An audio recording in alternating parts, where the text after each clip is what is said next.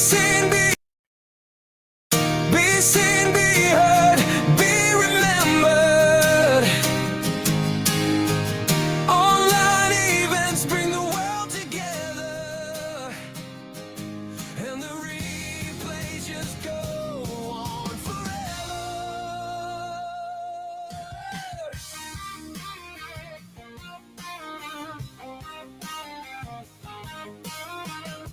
The live streaming tech is ready. The mic and the studio are set. Is the audience here yet? They better be. It's a show they will never forget. Hearts are racing. This is the moment, the one we've been waiting to find. Be seen, be heard, be remembered. Online events bring the world together, and the replays just go on forever.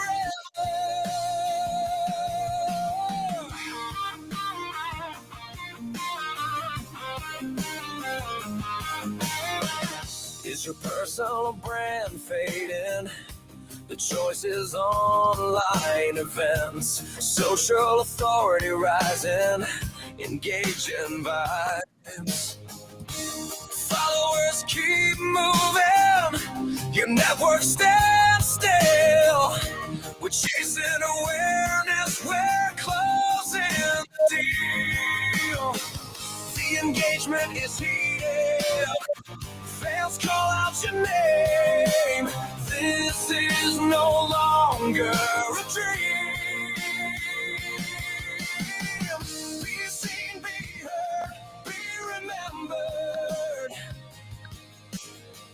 Online events bring the world together, and the replays just go on forever. Events are the spark, audience the fuel you crave. They said it would never work, now you wanna go live again. You no longer fade, no longer hide. You're born to ignite, you're the energy burning bright.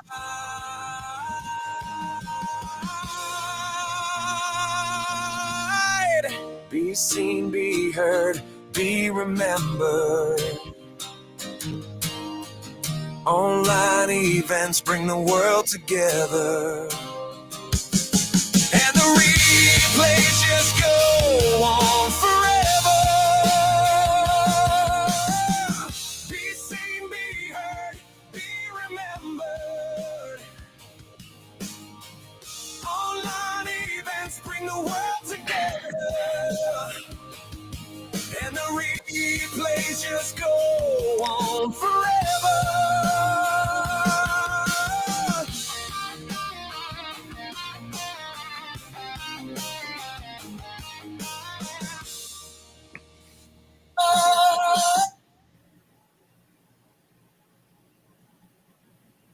Be seen, be heard, be remembered on KKFM.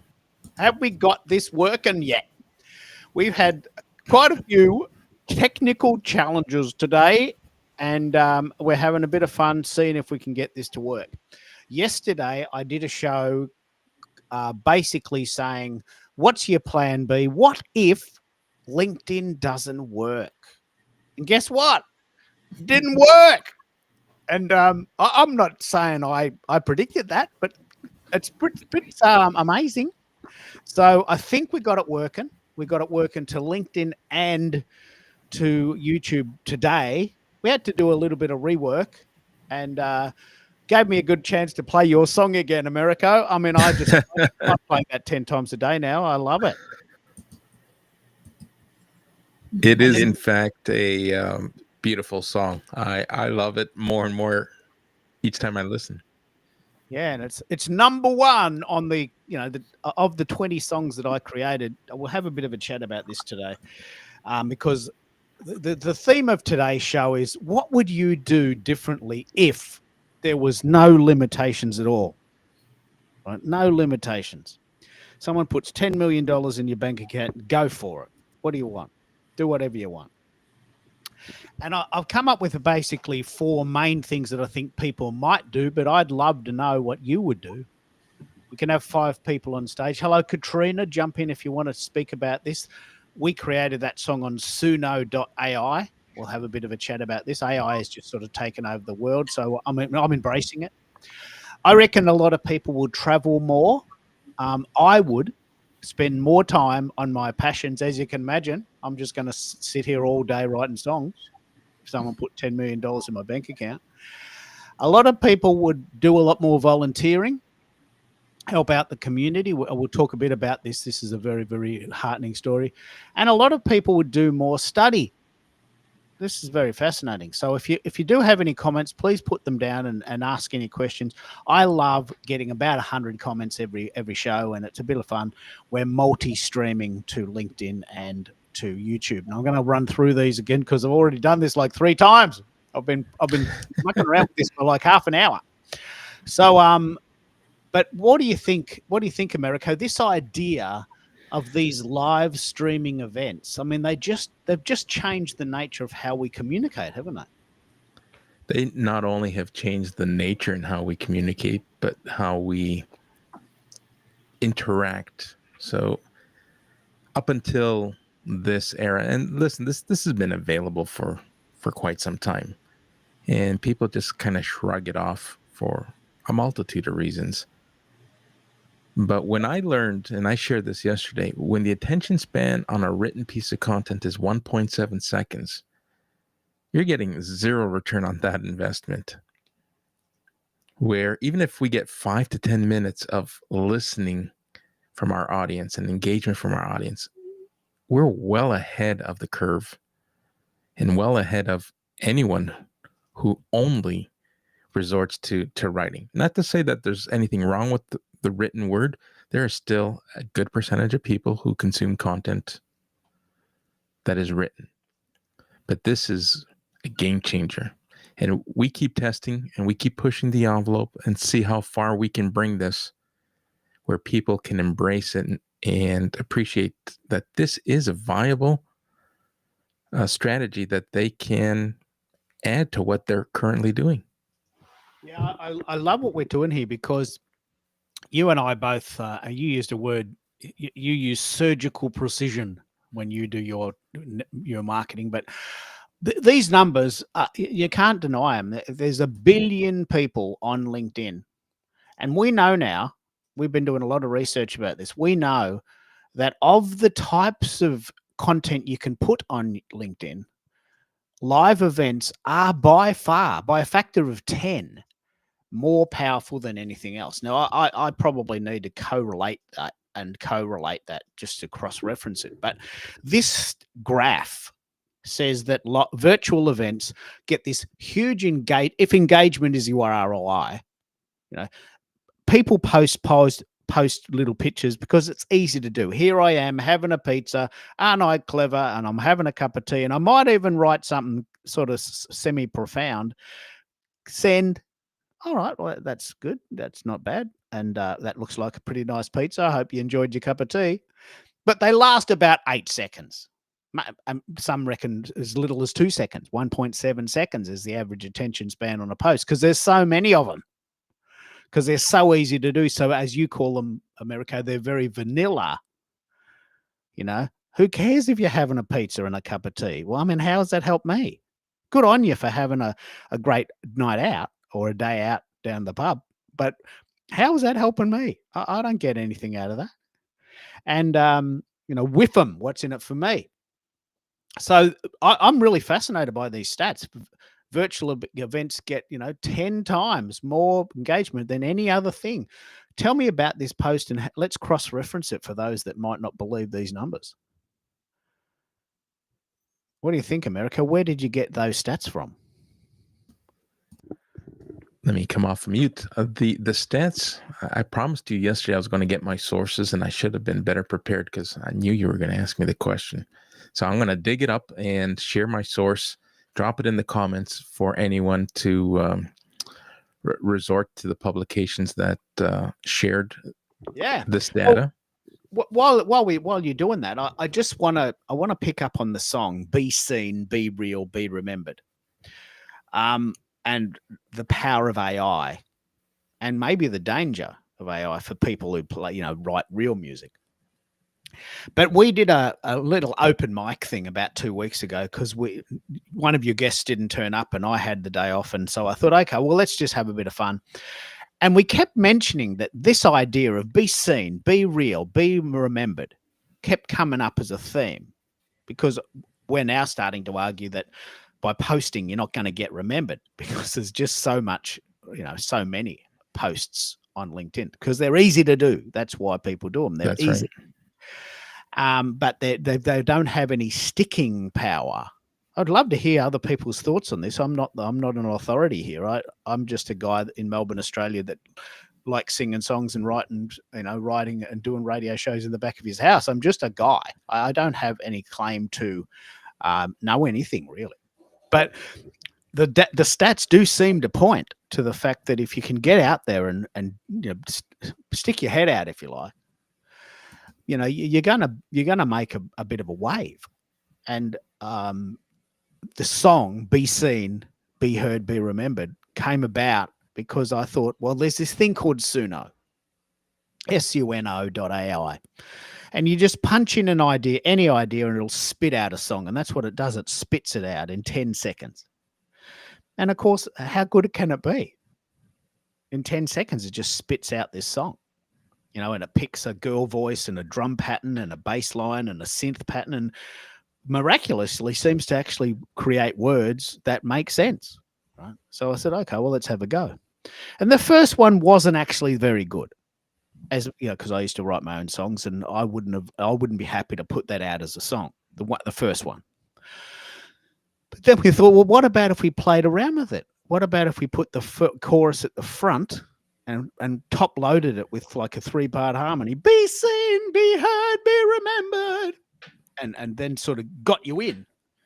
And then we jump into some sort of power riff, and then suddenly you've got my attention, and then we start the song. And that got me thinking. I did 20 variations of that idea. And they're all good, but they're good in different ways. Right. The disco version yesterday, just for fun. I did a Flock of Seagulls version, to sort of channel my inner synth mode. I used to have a synth in the 80s, a V50, a Yamaha V50, which was sort of like a DX7 with a sequencer as a double whammy, like a station wagon, like it's like a sedan, but it's more. It's got more room, got more things, can put more in it. It's like a station wagon. It had extra goodies. It was longer. It was one louder, if you've ever seen Spinal Tap. So, we're starting to play around with the idea that this is all there for our use. And we're not cheating. We're just trying to get attention. The world there's 8 billion people on the world, and 2 billion of them are online all the time. How are we going to compete with that? This might be the answer. And thanks, Katrina. We really love this format, and you're saying data is delicious. It's very, very cool. If you've got time, I'd love you to hear from you. So, Americo, did you end up finding the source of that stat? Yeah. Absolutely multiple sources that brought that graphic together. So there's an article titled "Virtual Event ROI Guide" that was published by Remo.co. And yeah. Remo. Okay, I've tried that site. Yeah, it's yep. Which yields better ROI by Responsify.com. And content marketing ROI versus social media. So ROI. there's several sources, are you saying? Right. So I started entering prompts into ChatGPT and went digging, and it kept bringing up the research and more information for me to dig into. Then ChatGPT asked me, would you like me to put this into a graph? It's like, absolutely. And the graph that we're using now is AI generated, but it compiles the data from the three sources into a visual. Yeah, it's what do you think it means, though? What do you think it means if we embrace this idea? Do you think everyone's going to be up for this idea of doing events? And how hard are they to do? Are you sort of teaching people to do this now, or do you interview others in case they don't want to, sit behind the mic? Well, I had a very interesting conversation today with a couple who interviewed me. I wasn't live, but they were asking questions, and I think it's important for everyone to know that these are averages, and if we know how averages work, some are going to get better results and some are going to get less results. But the results are indicative and tied directly to the efforts that you put in. And this, I think, can be said with anything. From a marketing lens and a marketing perspective, I want to support people wherever they are on their live event journey. If they need support setting up a studio, we can do that. If they need support producing a show, I can do that. But this is a done with you service. Yeah. Look, I think this is very important. I think let's pull this apart. I'm a bit of a show off. So I want to run my own show. I want to push all the buttons. I want to be in charge. Right. But not everyone wants to do that because it's a lot of work. It's actually really hard to do. But I love doing it, and it's what I do. It's my ikigai, if you like. And it's what I would do, which is what I am doing. I am spending more time on my passion because this is my passion. I love doing these shows. But not everyone is going to be able to do that. So there's a couple of ways you could do that. You could co-host it with someone else and share the load, or you could be a guest on the show and just sort of play a very minor part, really. The host does all the work. They load the show, they promote the show, and you just turn up, hopefully a little bit more than 10 minutes before, do a sound check and talk. Right? Now, that's a very easy lift, isn't it? Especially now that we've got these social audio features where you don't even have to show your face and have a shave and do your hair. Yeah, absolutely. There's so many different ways that you can show up live. Our voice alone carries a lot of authority, and a lot of people are afraid to lean and leverage into their voice. And you kind of taught me, it's like, we might think at times, I got a little squeaky voice, or my voice doesn't carry or resonate. I don't know that I want my voice to be part of my brand. But with the right tech, your voice will sound perfectly fine, and people will consume what you have to say. And sometimes we just let it get in our heads. The thing that's very important is that the authenticity factor. I'm looking for a cool graphic about authenticity and the idea that you got to suck to get good. You got to sit with it. We don't come out of the womb learning WordPress. As I had a chat to Katrina today, you don't come out of the womb knowing how to use WordPress. WordPress is hard. Like, it's bloody hard, and it takes effort. So you've got to learn to suck until you hit your goals, right? But with a little bit of tech and a little bit of effort, you can actually create miracles, right? Now, you can trust that I'm an Aussie from Melbourne, probably on the other side of the world from where you live, but you can sort of hear that I know what I'm talking about because I'm into it, right? I'm talking freely, and I'm ad-libbing, and I'm making it up. And that gives, a level of authenticity and a level of credibility, right? Now, you, Americo, had said this many times. You used to hide behind the keyboard, and you sort of got a sense of power there, but it really didn't work for you. Can you tell me that story? Because you made a dramatic change. Yeah, so I used to refer to myself as the keyboard warrior. So I would take my thoughts and just punch them into the keyboard, but would hear crickets. And sometimes those crickets were just emojis, and there was no engagement. And you sit back and you think, like, wow, I poured my heart into this. this post, gave some fantastic insights, but then started to realize that, hey, I was front loading or giving too much information. I was getting too deep in the weeds and overloading my audience. Also learning that I was perhaps talking to the wrong audience. And then when LinkedIn, and I was introduced late into the LinkedIn audio rooms, and that started to stir, and I started to think like, hey, maybe that's what I need to do. I need to step away from the keyboard and start having my own conversations. And you know what? Going back to the theme of today's show, if I had no limits, I would probably build myself a nice studio, because right now I sit in a hollow room. It's carpeted, it's great, but I know if I had no limitations and money wasn't an object, I would be in a soundproof studio doing what I now say is one of my passions, going live and helping others be seen, heard, and remembered. Now, Katrina has just paid you the ultimate compliment, Americo, and given you the confidence to know you're on the right track. Americo has such a soothing voice. It's incredible to listen to. Now, that's because you've got Shure SM58. Now, this is what we talk about. With a little bit of tech, you're overcome your nervousness about talking. And suddenly, you now have that sort of radio voice. And look, it only cost you $100. Yeah, absolutely. I mean, so good.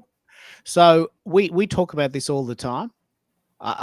There's a huge differential between what you hear and what comes out of your mouth, and there's a whole science behind that. But by putting headphones on and putting a nice mic on and maybe dialing down the bass, you actually get quite a similar version in your head than actually comes out. And when you hear it, you go, "Oh, that's not too bad."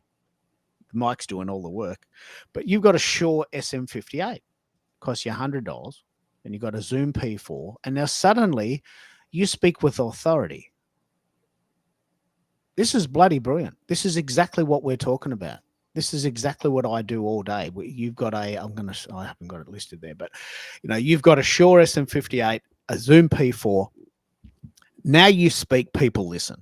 Katrina now knows who you are, and if she needs what you have, she'll call you. Right. She's now aware of you. Be seen, be heard, be remembered. Right. You're being remembered by this really awesome person called Katrina Collins, who lives in Coffs Harbour, which is a coastal town on northern New South Wales. I think it's New South Wales. Is it Queensland? I always get that confused. But so there it is. It's working. Now, Lynn, tell us what you're doing with the idea of online events. Have you found that this has been the case for you? Are you getting more traction with these sort of stats that we're trying to play around with? I do notice, and especially like we talked about the other night, when I posted my event on YouTube, and I haven't even put much of anything out there for YouTube except my one little, or maybe two. I think I've put 2 things out, and it had 42 views. Now that's not a huge amount, but it's something for not, so yes, I think, trying different things, it's experimental a little bit for me. YouTube and now Substack, which I do like Substack a lot. I think it kind of reminds me in some ways of LinkedIn. It has that feel, but it's a little bit, but it's different. It has kind of that same feel. But yeah, I'm not measuring this probably as much as you guys are measuring the stats, but I am doing different things to, be more engaging. And So yeah, that's But that's let me pick up on an example that people may not have heard, and please go back and listen to some of our older shows if you want to hear this in action. But Lynn is a travel agent, awesome travel agent who loves travel, which is what most people want to do if they win $10 million. And please give me $10 million so I can prove this point. I'll give you my bank account details after the show. So please give me $10 million and I'll do this too. If you've got spare 10 million to just give around, and I'll share it with the guys. But the point I'm making is that on the show, this is a very real story, and I want people to understand the power of the live events. A friend of mine from Atlanta is part of Rotary. Now, Rotary have their conference next year in Taipei, Taiwan. Right. Now, Bez, who's from Atlanta, said, I would love to go to that. And Lynn is a travel agent who says, well, I'd love to organize it for you. Now, they met on this show. They would never have met otherwise, because Lynn lives in Alabama and Bez lives in Georgia. He's never been to Alabama, and I'm guessing that Lynn's never been to Georgia. So they would never have met ordinarily. And Bez is tight, really tight with Rotary. She's got lots of mates in there. They're expecting 16,000 people at this conference next year, and he'd like to go. And amazingly, a very good friend of mine from Auckland, New Zealand, was born in Taiwan, about 1 hour from Taipei, and she's going there soon. So Sherry from Auckland, New Zealand, who was born in Taiwan, talks to Bez, who's from Atlanta, Georgia, who wants to go to a Rotary convention. And then Lynn, who lives in Alabama, says, oh, I'll help you with that. Now, these people would never, ever have met, ever, in real life. There's just no way that Lynn would meet someone from Auckland, New Zealand, born in Taiwan. Well, how could you? I mean, Sherry's never been to Alabama. Lynn's never been to Auckland. So, we are seeing this play out, Lynn. We are seeing the power of online events playing out, aren't we? Oh, absolutely. Jump in there, America. You got Not only that, but I'd like to add before Lynn responds. Online events are unscripted, unrehearsed, and you're seeing things happen in real time. And I wrote today, I dropped a post to answer the question that I'm often being asked as of late. Yeah, well, I have Zoom, and I really don't see the ROI, and I don't see the effects of live events on Zoom. That's because they're two completely different formats and two completely different stages. Let's have a chat about that. That's actually very, very good. Two very different formats. Zoom, everyone's heard of Zoom. Arguably, most people are sick of Zoom, but maybe not everyone. I am, but everyone's aware of that concept. But it's very linear. It's very flat, and it's a bit boring, isn't it? It's not very dynamic. You can't do much with it. And so, what's the difference, America? Play this game. Why is this format so much better? So with Zoom, to your point, Zoom is designed and built for meetings and for collaborations, and often used internally. People and professionals and businesses lean into Zoom, but they typically put it behind a paywall. Hey, I'm having a master class, sign up. Or people who are trying to build an email list. Hey, sign up to my Zoom.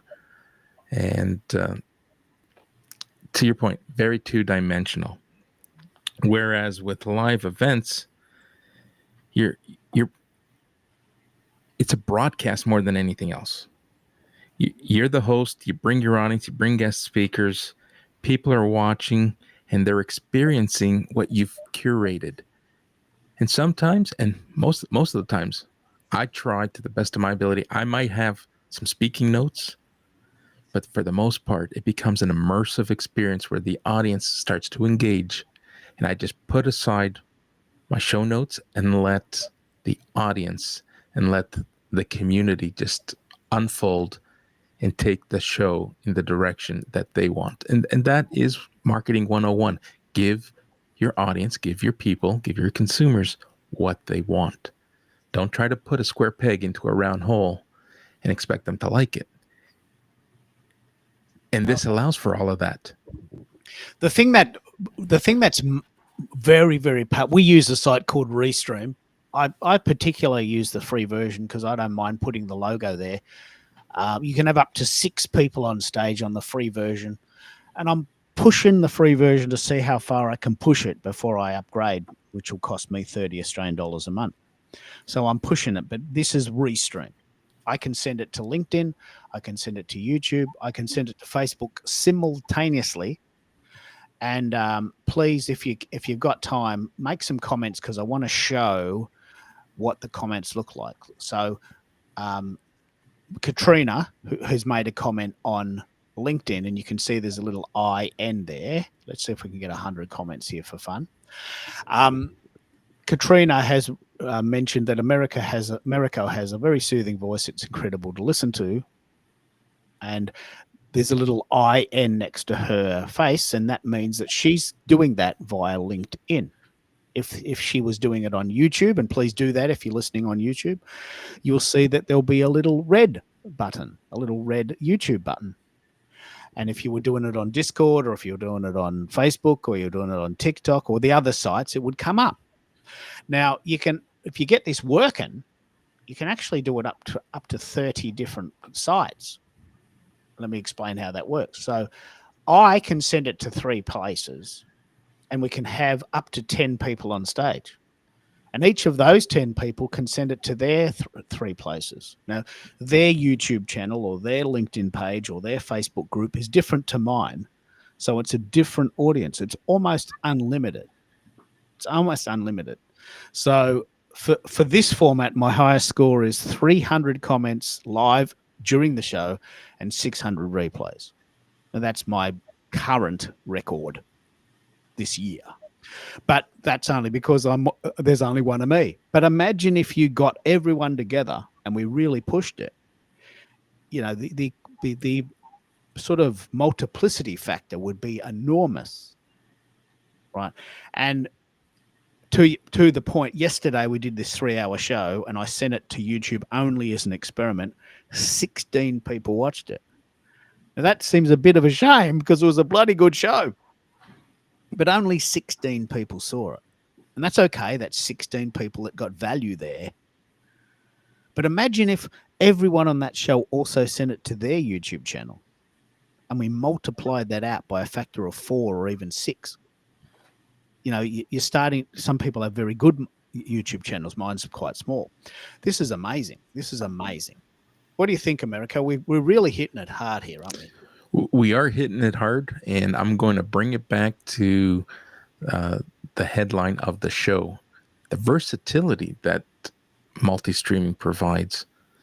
Now, you're currently sitting in Melbourne. I'm sitting in Toronto, but I can easily hop on a plane and be anywhere tomorrow and be able to do this, which is also kind of neat. So we're not limited or restrained to a studio. Yes, it's always ideal to have good, being in a good environment so that you sound great. But this can essentially be done from anywhere. It's portable. So you could travel and do it. You could travel. Yeah, absolutely. So if someone deposited those $10 million, yeah, you could take your show on the road. Leach. I'll share it. We could take the show on the road. We could, and you use your laptop and a P4. Actually, I'll go and get that image. The tech that we use, and I'll answer your question in a minute, Katrina. I've been doing this since probably. I'll tell you about this in a minute. Actually, I've been doing this idea since October 2021. I won't actually tell that story. It's a pretty cool story, but the idea of the Zoom P4, which you have, which plugs into a Shure 58, you know, that plugs into your laptop. So you plug your laptop into the wall in a hotel in Seattle or Denver or the Philippines, and they all have PowerPoints, and then you just plug your mic in and you're ready to go. You could be anywhere in the world and would sound this good. Right. And if we take a look at what I'm trying to do to help others, there might be that phone call or that email that asks, hey, would you mind coming down and interviewing some of my team members? I want to introduce the sales team on a live event or perhaps a recorded event. Can you come down? Can we do it in the office? I got a photographer, is going to take some pictures, want to make this a whole event. Guess what? I'm going to hop in the car. If you're willing to flip the bill and put me on a plane, I'll come down. I'll be part of the experience. I think what we're now starting to realize, I personally want to be involved in content. I think the idea of passively sitting by and listening to things is a very 20th century idea. I mean, I'm even getting a little bit impatient with the television because I can't comment, because I watch BritBox and we watch these streaming shows, and I just turn my brain off for an hour and watch, Doc Martin at the moment is what we're watching. And, I have a cup of tea and I just turn my brain off. It's my chance to sort of unwind and like just be a normal person. But this idea here that we're doing, imagine taking the P4 on the road and just turning up in a hotel in, Kingston, Ontario, or Ottawa or Montreal, and saying, well, let's set it up. You have one mic at the moment, but it's not too hard to buy a couple of mics and just plug them in. This gadget holds 4 mics. You can record it on an SD card. You can then put that into SoundCloud or Spotify, or you could go live on LinkedIn and YouTube. So, the enormous power of this is that it's, first of all, it's quite easy to do. And second of all, it's very real. I think that's the attraction, isn't it, Americo? That it's real. We are here talking right now. This is not a fabrication. This is not pre-recorded. We haven't edited it. We're just making it up as we go. That's right. That whole component of not being rehearsed, it's raw, it's real, and people enjoy that. If this were a polished, pre-recorded event, we probably wouldn't get the level of engagement unless we were like real, million plus follower influence type of persona. But we're not that. And we're moving mountains here. I feel it. I hear people share that with me. It's like I can feel the energy that you're building. The thing I love more than anything is that we start with an idea and the show builds itself. Like yesterday, this is a very cool thing. Yesterday, one of our friends said, oh, look, can you do Suno and sort of do a bit of a BG 70s disco thing? I said, well, I don't know, maybe. So after the show, I said, okay, BG 70s disco thing. Right, and I got a reasonable example of that. Now, that didn't come from my brain. I would never have thought of that. I didn't really particularly like the Bee Gees or the disco, even though the Bee Gees are an Australian band. So I never would have thought of that myself. Right. So these shows are very organic in the sense that where we go is where the audience takes us. And that's a very exciting journey. Yesterday, we chatted about Substack and we compared it to WordPress. We chatted about YouTube. We chatted about SoundCloud. We chatted about Suno. We chatted about X. Now, all of these things came from the audience. And we all learned something new, and we all got a chance to share what we knew. And it's a very, very unique format. What we're doing is also synonymous to your show's theme and topic today. We are learning from each other, and there's personal growth. Every time I come off the air, I know that I learned something, or I have an appreciation for something. We have guests that you bring up on stage who are volunteering their time and being philanthropic and giving back information, guidance. And you and I, we're simply spending more time on our passion projects. Isn't that ironic that it kind of ties into today's show? It's all very symbiotic. I'm so addicted to this format that I don't even have guests anymore. Like one style of live streaming, which is quite safe normally, is that you are the host and you get guests. But if you go live and the guest doesn't show up, which has happened to me many times, you got nothing. Because you're sort of leaning on the guest a bit. You're thinking, well, I don't have to do much homework. All I have to do is find out who this guest is and talk about what they talk about, which is your homework, I guess, for the week. But if they don't turn up and it's not your topic, you got nothing. This has happened many, many times to me. So I've decided to flick the switch and say, you know what? I'm going to challenge myself to go live with no script and see how I go. And today was a good example because it didn't work and we had to muck around. And here we are. We're an hour down the track and we're still going because you get good. You get into it. You get to learn these things. And what I want to say here is that don't stress if you don't feel that you've got the chutzpah to go live by yourself, because you don't have to. There's plenty of us and we're all going to help. And Katrina, if you want to talk, I'd love to hear your thoughts on Restream. Want to tell a bit of a story about this in a minute. I'd love to hear your thoughts on how you're using Restream. There's a couple of brands, StreamYard, Restream, Streamlabs. There's a couple of brands, but I personally use Restream. I like it the most. In the same way that I drive a Mazda, but I used to drive a Toyota. And I once had a Ford Falcon station wagon, which I probably wouldn't do again. But, some people like Ford, some people like Holden, some people like Toyota, some people like Mazda.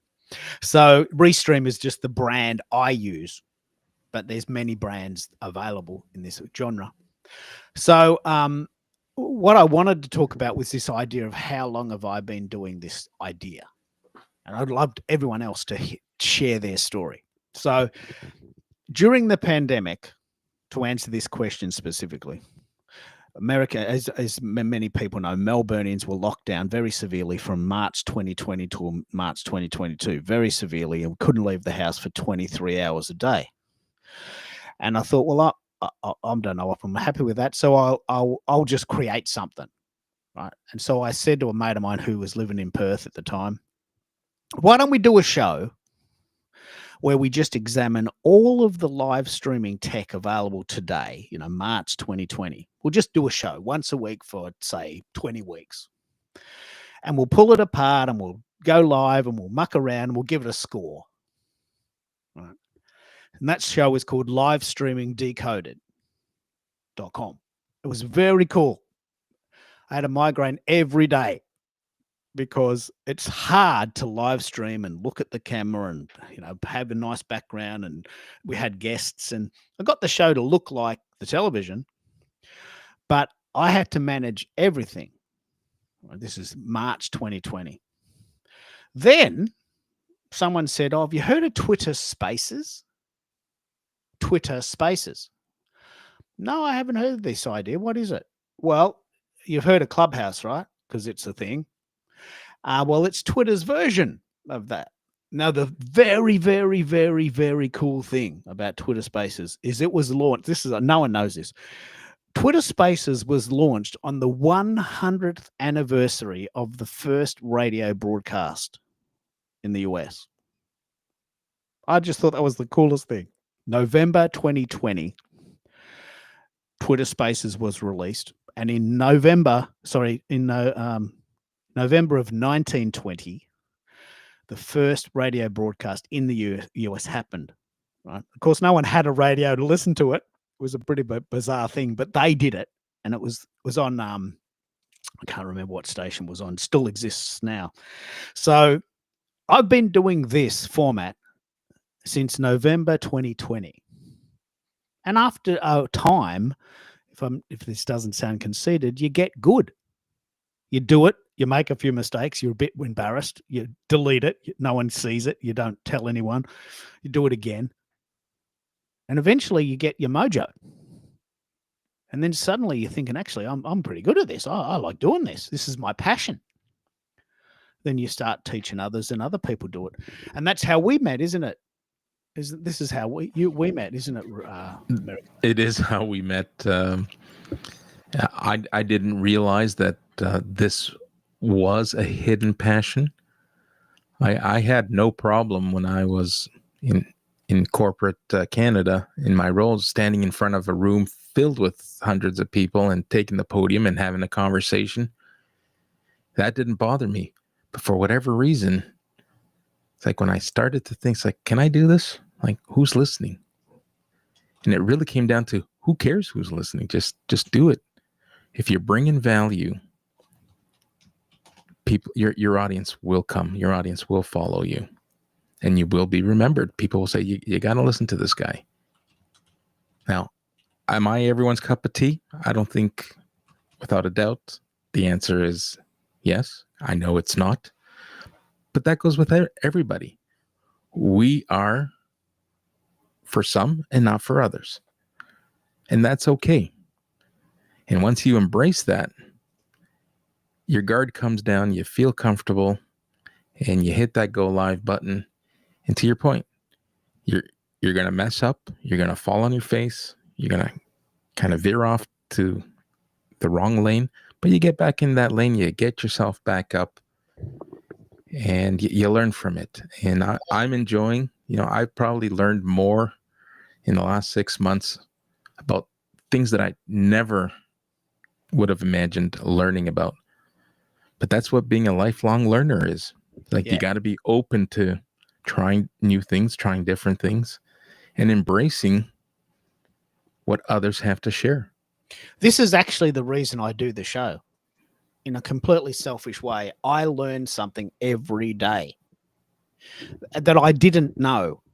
And I probably wouldn't have learnt if I had tried to do this myself. I learned so fast, so quickly from other people who are doing it. They're in the trenches and they explained it in a really cool way. I could try and read about it, but I just learned so much this way.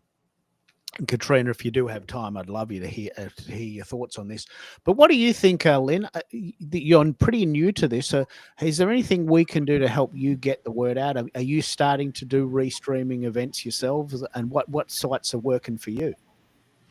No, I haven't. I mean, maybe eventually I'll get there. I'm still not really quite ready to take off on doing live events. And certainly not in the sense that you guys have been doing, but I tell you what I do enjoy. I enjoy coming here and hanging out with you guys. So that's for right now, that's kind of helping me sort of to, osmosis, isn't it? You're taking it all in, and when you're ready, you'll just flick the switch and go on the other side. absolutely. There you go. That's right. What's working for you now? What has been working? What's your marketing history been thus far? Do you like blogging? Do you have a YouTube channel? Do you have an Instagram account? How do you promote your work as a travel agent? Well, I do have Instagram and Facebook. I also have a group that I'm a part of here at home. It's sort of like BNI, but not real. I mean, it's not under that umbrella exactly. It really was just a local in the area that started up a group for business owners. So I do some local, meetings. That way, I also am a part of neighborhood groups that help me. And I'm sure you guys probably know your local Facebook neighborhood groups are great to join as well.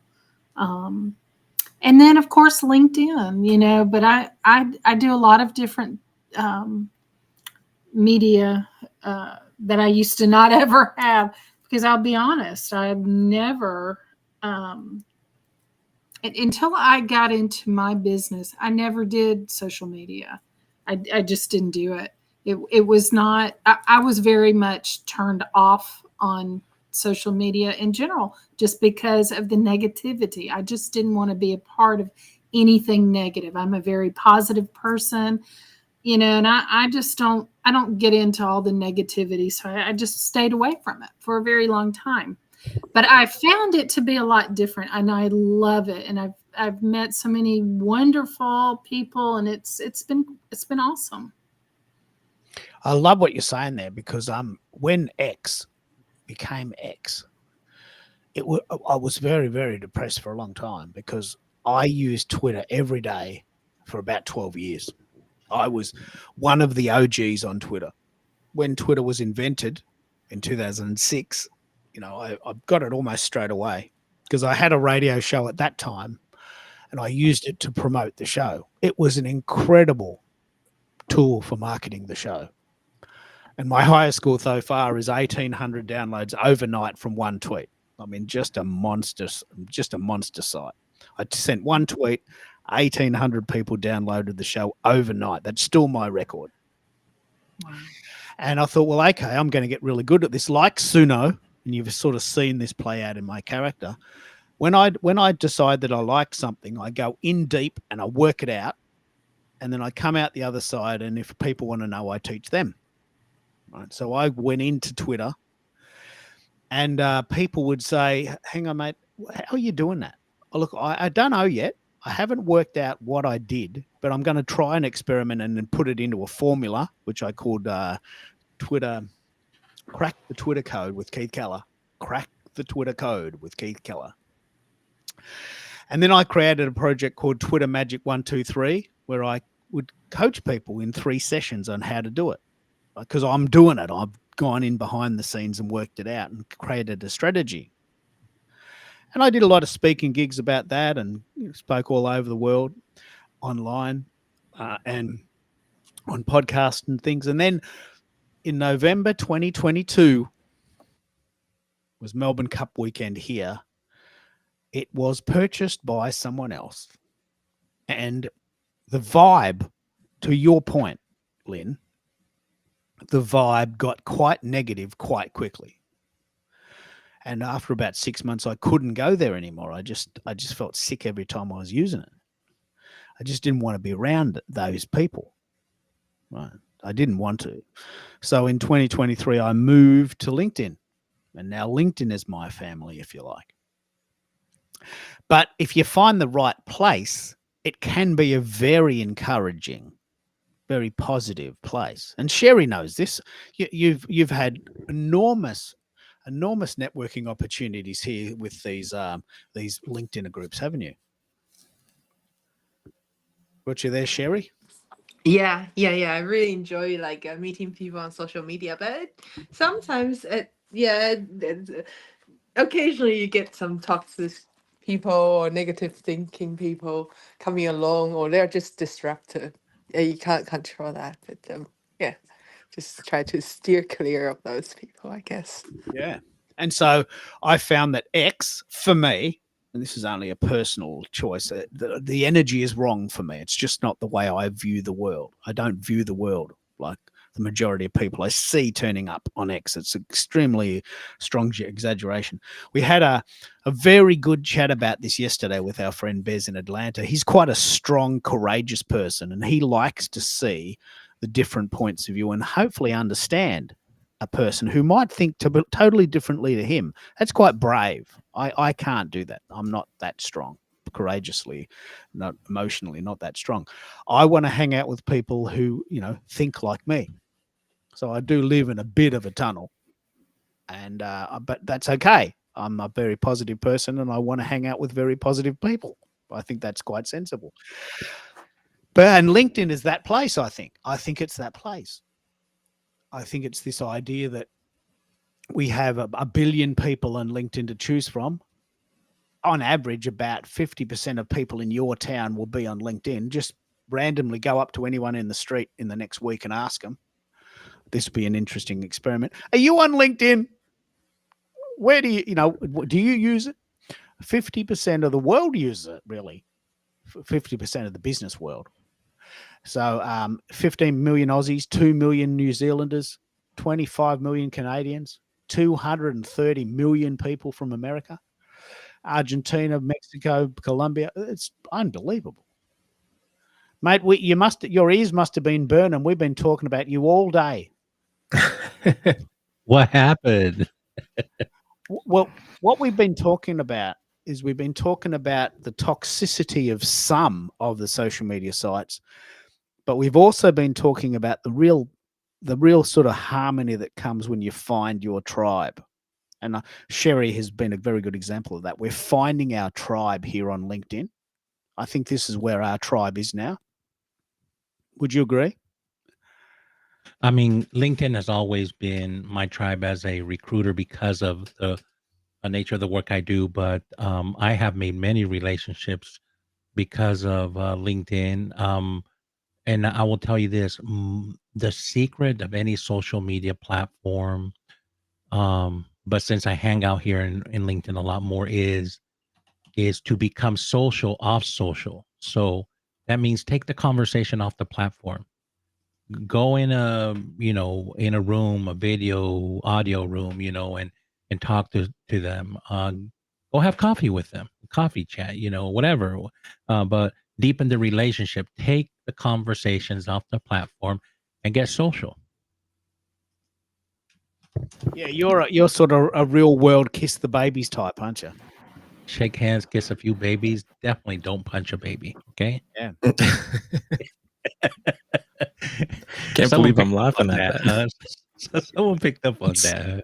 But yesterday was a very good what we're actually talking about today is we're talking about the idea of the online world and how you and Sherry and Lynn may coordinate your extreme wisdom to go to Taipei. That's right. There's no way in the world you would have met Sherry other than this show. There's just no way. How could Of you? course. You're the connector. Keith, you are a super connector. You know that, right? Yeah, we I love that about myself, and we're talking about the idea. And let me come back to the actual concept of the show. We talked a bit about this yesterday, but I want to pick up on it. If there was absolutely no restrictions at all, $10 million in your bank account and everyone playing fair, what would you do? Me personally, I would just spend all day, every day on my passion, which is doing radio shows and playing music and doing this. And I'm doing it. I don't need $10 million. I'm doing it already. But I wanted to talk about this as a show. And we talked a little bit about it to set it up. But to our point here, and I want to see this play out. Lynn and Sherry have now met. Sherry travels all around the world all the time. And she's very likely to go to Taipei in the near future because she's from Taiwan. You want to go to Taiwan. And so you Lynn and Sherry, and you met on this show. It's a very good indication of why virtual events are so powerful because Americo and I have been talking about this a lot. And these stats, I don't know if you've seen us talking about these stats, Bears, but virtual events on LinkedIn have 10 times more power than any other process. Now, this seems extraordinary to me. I'm going to have to research this. What's your take on this? Do you think posts or articles or newsletters or polls have anywhere near as much engagement, or how do you get your kudos? How do you get your mojo on LinkedIn now? I like virtual events. I mean, I'm just and I also like in real life events. My wife always says, you always got to get up and go. And I'm like, well, yeah, you don't want to get cabin fever, do you? And so yeah, I gotta touch grass. I gotta just look at people's eyes and just talk with them. So for me, virtual, I'm looking at this study, and it looks really, really good. Virtual events versus that engagement rate. That makes sense though, because if it's a really good virtual show, it will get engagement. I mean, there are ways like yesterday, I felt that because I was from the beginning with you guys, close to 8 o'clock. That I felt if I was on the road listening, that yesterday's conversation was so good, I would just be spellbound by it. It was a fun, a great deep conversation, and it's so good. I would put it up against Joe Rogan. Yeah, I heard you say that. I'm very excited and proud that you said that. Um, so what we do here, just in case you're new to the format, is I do these shows live because I love live shows.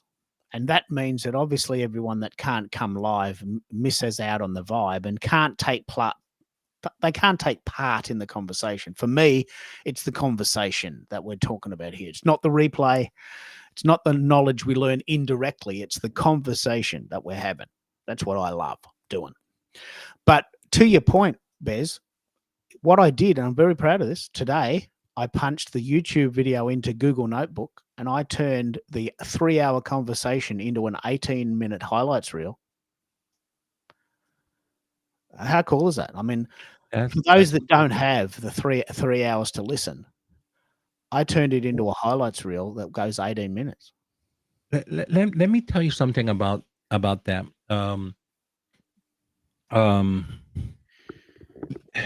so the first time I listened to a 3-hour podcast, was my son shared with me a clip of a YouTube video with Joe Rogan, and he interviewed this jazz musician that was famous for having grand wizards turn in their garb to him, and he had quite the museum. But it wasn't just asking them for it. It was the relationship and friendships he developed that I think they're called Grand Wizards of the KKK.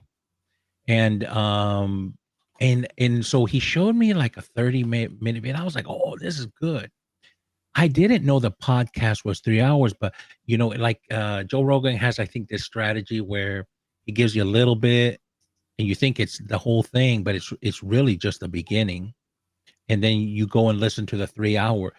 So I'm going to tell you that you may think no one's going to listen to 3 hours, but if it's really good, people will put it on and listen for the whole 3 hours. Now they may chop it up, do a few things, and go back to it. But when a conversation, if I were to share with you that episode, you would be spellbound, like how the conversation went back and forth, and what this he was I believe a jazz musician, and what he had done was like amazing masterclass in getting to know someone that had a different ideology, and then asking them such deep questions that they realized that their ideology was incorrect. And he didn't say it by, oh, you're doing wrong, or he would get to know them as a human being. He would ask them why, what did you do, how did that matter, like such deep conversations that they turned their cloaks into him. So just it's that good of a conversation. So the other night we had a really good last night we had a really good conversation. I think if you were to put this on Spotify, get a Spotify creator and start distributing on some other platforms, that one of your shows are going to hit, Keith. And when that happens, if you are set up, people are going to want to consume your other shows. So that conversation last night, I think, to me was like, yeah, pretty good. I am starting to get my mojo. I do appreciate that. So yeah, I'm chewing on that idea. But what we're really doing here, and this is what I love, like I have to concede that this is not my show. Maybe I'm the guy holding the mic, but if no one shows up, I don't have a show. Like I can't talk for more than 10 minutes by myself. I know that because I've tried it. So the show is powerful because of the people that come. And I don't want to necessarily exploit that. I mean, I'm enjoying it. We learn from each other, and it is its own reward. Now, if someone wants to come on the show and sponsor it, I would be up for that. But the shows are getting more listeners and they're getting more guests, and I'm getting more followers as a result. But it's growing organically and naturally. And I think sometimes you can spoil it by trying to monetize too early. I think you Well, can. you don't have to monetize. I mean, Keith, I know how you're wired, so you can. That's at your choosing and at the speed for you. So, there is no wrong answer. It's going to be your way. So that I don't think is a problem because you know how you know yourself and you know what you're not going to do. I know what you're not going to do because you and I've had this conversation many times, and I've tried to push you and literally push you, and you didn't like the push, and you told me you didn't like the push, and I said, I know who you are. You're exactly like my wife. You're a true creative. Yeah. And so I It's a understood you point. once when you pushed back and you said you didn't like it, and you didn't appreciate it, and I was like, I have one of those in my household. Yeah. So this is me. I love creating, and it is its own reward. Luckily, we paid off the house, and we have enough money to pay for food and putting petrol in the car. I don't want to spoil. I don't want to, and this is the right word. I don't want to spoil my creative flow by monetizing it.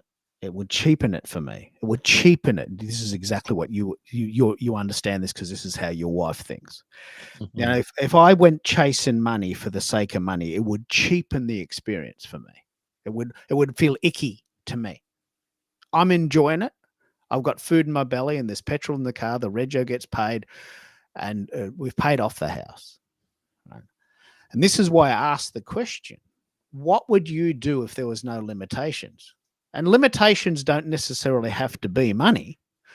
You don't need $10 million to actualize your dreams.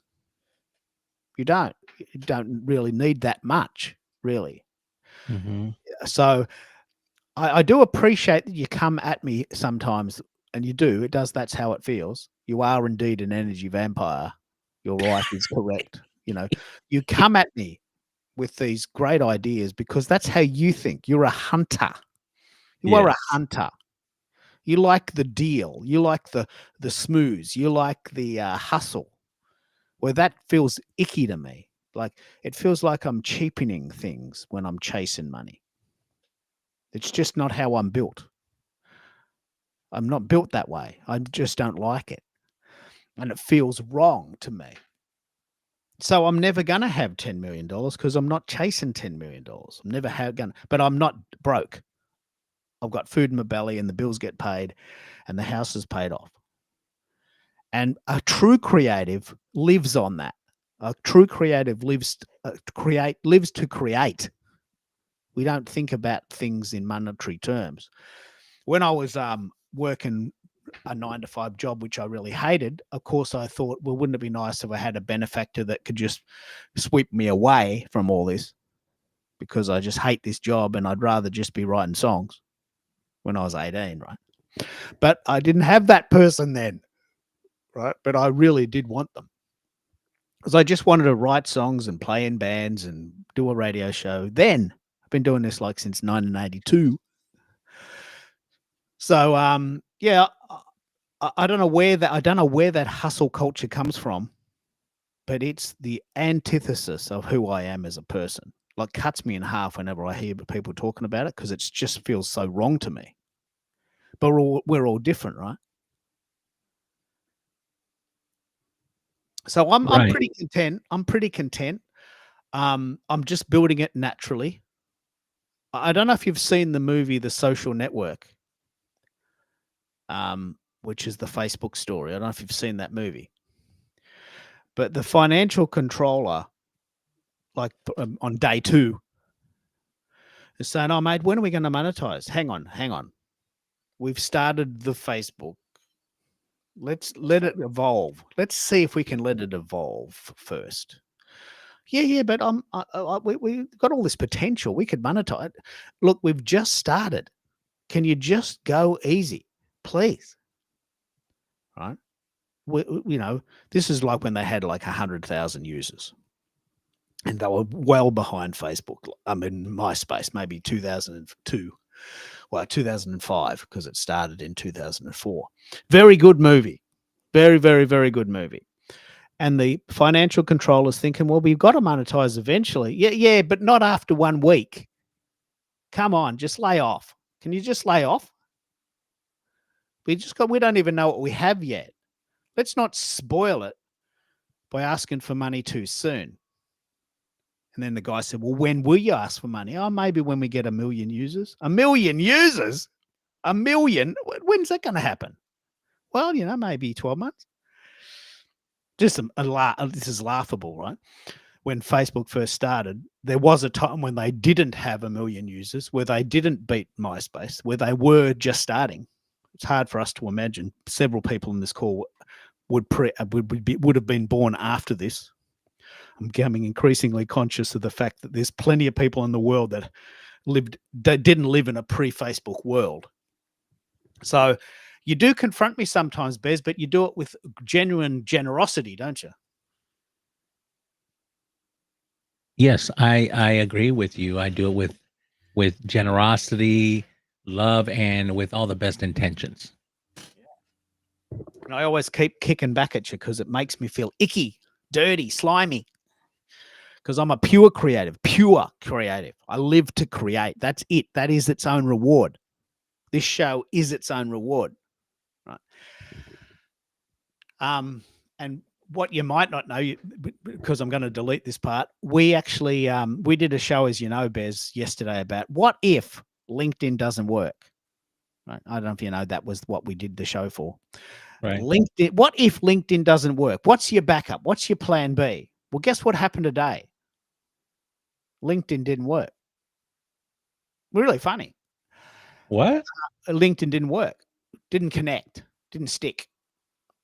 So we went live at 10 o'clock and LinkedIn didn't click in. Didn't work. It's just hanging there. So I thought, oh, well, that's being, as Americo says, being a true futurist. I predicted my own future. I'm not thinking I'm that clever. But LinkedIn didn't work today. So we had to regroup. I had to turn everything off, reboot, and we did a show at 10:30. You want to pick up on that, Americo? It's pretty funny that we actually did a show yesterday about Plan B, and we activated our own Plan B today. I touched on that yesterday. Contingency. You gotta have a contingency plan, and we had to execute the contingency the very next day.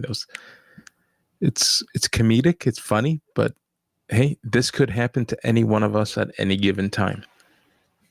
And we were quickly able to troubleshoot and reboot and get the show back on the air, but we could have easily not had that success, but knew we had something to back on and rely on. Yeah. And it did work on YouTube, and I was right there at about 8 minutes past 10 thinking, I've got two choices. I can keep going and get my 8 views on YouTube. Yesterday's show, for all we talk about, had 16 views. For all that we talked about, 16 people saw it. Okay, that's not bad. Or I could start again and pick up where we left off and see how many people watch this version, which, because LinkedIn's got 1 billion users and I've got 20,000 followers. So chances are I'll get more hits, bit more dopamine on this show